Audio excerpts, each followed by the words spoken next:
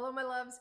All right, I hope you guys are ready for step 3 because this one is going to be one of the pivotal pieces after we've completed our organizing of beads, after we've identified the target market we're going to sell in. Now it's time to design, to refine. And if you're new here and you have no clue who I am, I'm Sasha. I help bead designers turn their inventory into products that actually sell.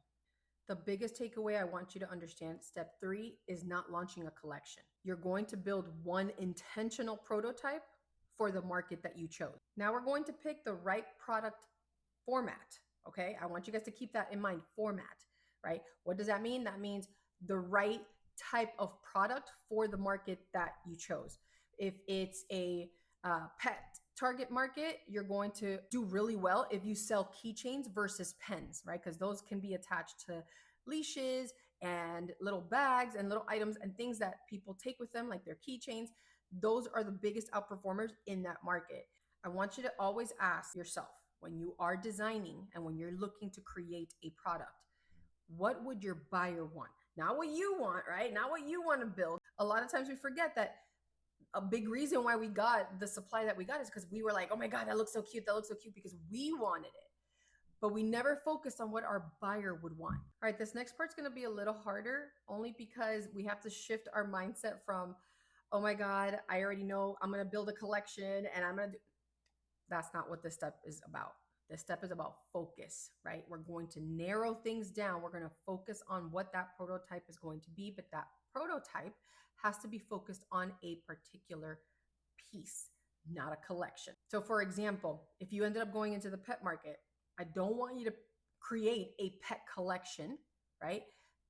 Pick one animal, pick one breed, build the golden retriever mom keychain, right? The more specific we are, when we get to that marketing phase, it makes it easier for social media algorithms and search engine optimization to pick up those keywords that we offer and get it out to the right audience, because there's going to be people who are golden retriever lovers, not just general dog mom, right? So the more niche you are and the more specific you are, doesn't mean you can't offer other breeds, but for this prototype, this initial market push, because remember, we're going to test the market to make sure that that market is going to work with your supply.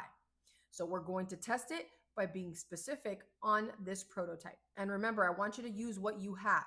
If you need to build a supplemental bead design, use what you have. If you need sugar rhinestones, if you need creation tape, those kind of things, I have that.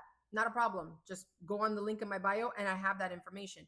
But your focal character theme beads, that should be from your immediate supply. Once you've figured out what that one product type is going to be, you're going to create the prototype. That's the hero product, right? That one that's going to be what we test the market with.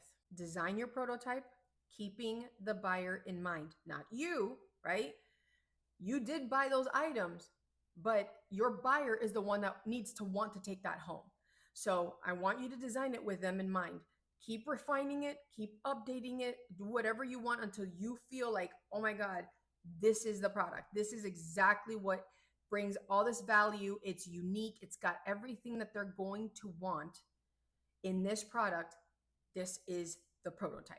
And remember, you're just building one. You're not building 20. You're not building 50. You're building one prototype. So let's keep it simple.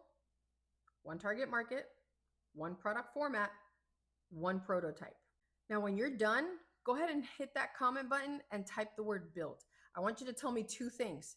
What was the target market that you selected? And what was the product format that works best with that target market? If you want to go one step further, go ahead and share a picture of what you came up with. Let us support you. We're all supporting each other in this. And let's continue on our journey. Step 4 will be posted pretty soon here. So stay tuned, hit that follow button, go ahead and like and share, because you know that there are other bead designers out there that need to hear this information. Till next time, love you guys.